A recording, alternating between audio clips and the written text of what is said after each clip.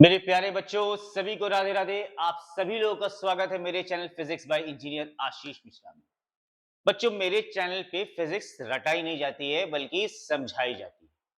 तो चलिए आज की क्लास शुरू करते हैं। आज हम लोग क्लास 11th का एक बहुत इंपॉर्टेंट टॉपिक डिस्कस करने वाले हैं, मोशन इन टू डायमेंशन, जिसमें आज हम लोग सीखेंगे कैसे हम पार्टिकल की इक्वेशन को फ्रेम करते हैं टू डायमेंशन में, कैसे डिस्प्लेसमेंट की इक्वेशन को फ्रेम करते हैं टू डायमेंशन में, और वेलोसिटी एक्सेलरेशन की इक्वेशन कैसे फ्रेम करते हैं टू डायमेंशन में। ये सब कुछ आज हम आज की क्लास में सीखने वाले हैं। बस आपसे एक बात मुझे और कहना है कि मेरे चैनल को सब्सक्राइब जरूर कर लें, जिससे कि आपको नोटिफिकेशन मिलता रहे और मेरी वीडियोस आप तक पहुंचती रहे। मुझे भी एक मौका मिलना चाहिए ताकि मेरा भी मोटिवेशन बना रहे आप लोगों के साथ। तो चलिए स्टार्ट करते हैं। सबसे पहले हम पार्टिकल की इक्वेशन को फ्रेम करने वाले हैं प्लेन में, एक्स वाई प्लेन। कैसे करते हैं चलिए देखिए। इसके लिए सबसे पहले हम एक्स एक्सिस और वाई एक्सिस को ड्रॉ कर लेंगे। ये एक्स एक्सिस है, ये वाई एक्सिस। अब एक पार्टिकल कंसीडर करेंगे जो कि एक्स वाई प्लेन में है। अब इसकी पोजीशन को ओरिजिन से रिप्रेजेंट करने के लिए मुझे एक वेक्टर को ड्रॉ करना है, और उस वेक्टर का नाम क्या है कमेंट बॉक्स से बताइए। मैं बताऊं, पोजीशन वेक्टर। तो इस पार्टिकल की पोजीशन को लोकेट करना है मुझे एक वेक्टर से, और उस वेक्टर का नाम होगा बच्चों पोजीशन वेक्टर। ओके, अब इस डायरेक्शन को हम आई कैप भी कहते हैं, यूनिट वेक्टर। आई कैप एक्स एक्सिस की डायरेक्शन को रिप्रेजेंट करता है, जे कैप वाई एक्सिस की डायरेक्शन को डिनोट करता है। तो मैं इसको लिख लूंगा एक्स आई कैप, और ये क्या बच्चों लिख लूंगा उसी तरीके से वाई जे कैप। तो इस पोजीशन वेक्टर की इक्वेशन कैसे फॉर्म होगी? R vector is equal to x axis से चली गई distance x i cap plus plus y j cap. क्योंकि ये पार्टिकल प्लेन में लाई कर रहा है, एक्स में भी लाई कर रहा है, वाई में भी लाई कर रहा है। क्लास 10th में आपने कोऑर्डिनेट्स पढ़े होंगे। किसी एक पार्टिकल के कोऑर्डिनेट्स एक्स और वाई होते हैं। क्या होते हैं? एक्स एक्सिस से चली गई डिस्टेंस उस पार्टिकल की, और वाई एक्सिस से चली गई डिस्टेंस उस पार्टिकल की। बिल्कुल वैसे ही है r vector is equal to x i plus y j, और इसी को कहते हैं equation of position of particle in two dimension.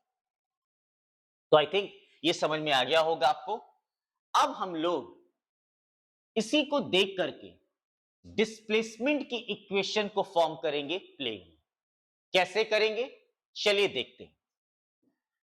सबसे पहले हम एक्सिस बना लेंगे, एक्स एक्सिस, और ये वाई एक्सिस।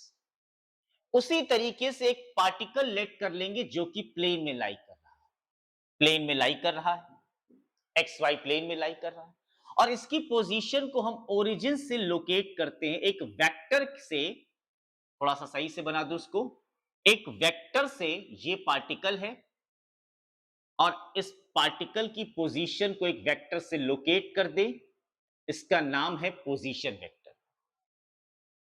अब ये particle t is equal to 0 पे यहां था भैया।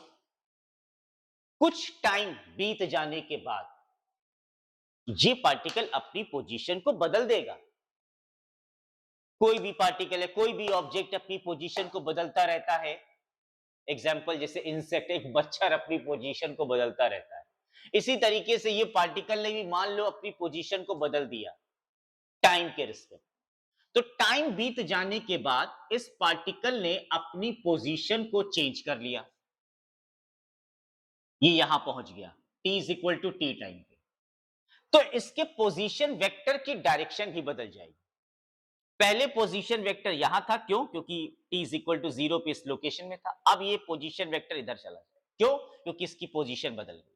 तो मैं अब एक दूसरा पोजीशन वेक्टर ड्रॉ करता हूं ओरिजिन से।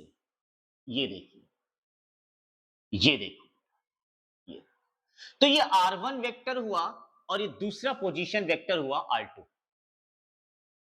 देखिए, आप देख सकते हैं पोजीशन चेंज होने से पोजीशन वेक्टर भी बदल गया, लेकिन ले कहां से रहे? ओरिजिन से। तो R1 भी पोजीशन वेक्टर है, R2 भी पोजीशन वेक्टर है, क्योंकि पार्टिकल ने पोजीशन को बदल दिया, इसलिए वेक्टर की डायरेक्शन भी बदल गई। तो ये कौन सा वेक्टर है? ये है, इसको बोलेंगे डिस्प्लेसमेंट वेक्टर, क्योंकि ये डिस्प्लेसमेंट है पार्टिकल का। अब इसकी इक्वेशन कैसे फॉर्म होगी, जरा देखिए। सबसे पहले एक्स एक्सिस से हम डिस्टेंस ले लेते हैं। इस डिस्टेंस को हमने ले लिया एक्स आई कैप। अब बच्चों, क्योंकि इसने अपनी पोजीशन को बदला था, तो इस एक्सिस को बढ़ा दीजिए और ये डिस्टेंस अब कितनी होगी देख लेते हैं हम लोग।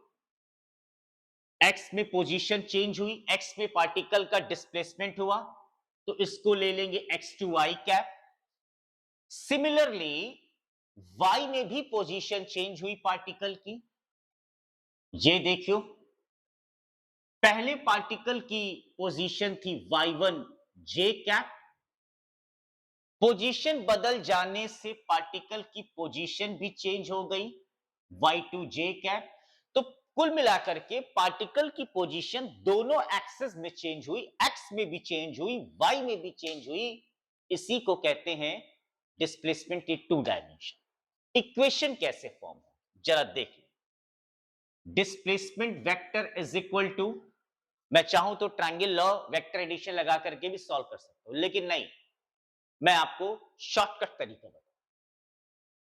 यहां पर हम डिस्प्लेसमेंट का बेसिक कॉन्सेप्ट अप्लाई करेंगे। फाइनल पोजीशन में अगर हम इनिशियल पोजीशन को माइनस कर दें, यही तो डिस्प्लेसमेंट है, यही तो डिस्प्लेसमेंट है। तो फाइनल पोजीशन हमारी क्या है? x2, और इनिशियल पोजीशन क्या है? x1। तो x2 i cap minus x1 i cap. Similarly y2 minus y1, y2 j cap minus y1 j cap. अब यहां से आई कैप कॉमन ले लो, तो x2 minus x1 multiply by I cap, और यहां से जे कैप, तो y2 minus y1 j cap. अब x2 माइनस x1 क्या है? Change in position in x direction. y2 minus y1 क्या है? Change in position in y direction. तो delta r vector is equal to, मैं इसको डेल्टा एक्स लिख सकता हूं, delta x i cap plus delta y j cap. और बच्चों ये देखिए, डिस्प्लेसमेंट की इक्वेशन आ गई प्लेन में। तो इस तरीके से हम पार्टिकल की डिस्प्लेसमेंट की इक्वेशन फ्रेम कर सकते हैं प्लेन के अंदर। आप देखिए, आपको साफ साफ दिख रहा होगा, यस और नो?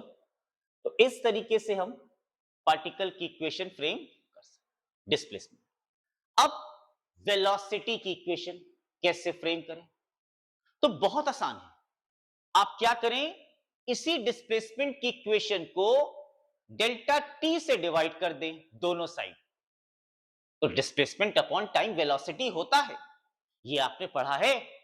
तो डिस्प्लेसमेंट अपॉन टाइम, अगर मैं डेल्टा एक्स को डेल्टा टी से डिवाइड कर दूं, डेल्टा वाई को डेल्टा टी से डिवाइड, तो ये क्या आ जाएगा?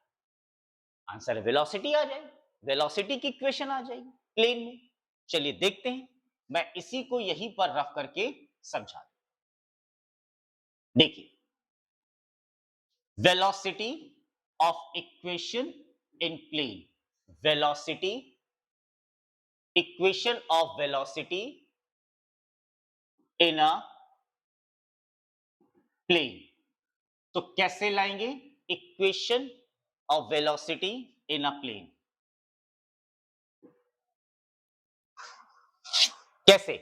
डेल्टा टी से दोनों साइड डिवाइड करें, delta r upon delta t is equal to delta x upon delta t i cap plus delta y upon delta t j cap.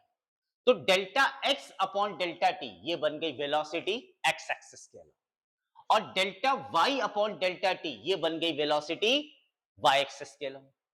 तो मैं इसको क्या लिख सकता हूं, v vector is equal to v x i cap and v y j cap. ये देखिए velocity की इक्वेशन फ्रेम हो गई प्लेन में। हेडिंग पर ध्यान मत दो, सिंपल ये इक्वेशन है, वेलोसिटी की इक्वेशन है प्लेन में। ओके, अब हमें इसी इक्वेशन को देख करके एक्सेलरेशन की इक्वेशन बनानी है, तो बना सकते हैं इजिली वे में।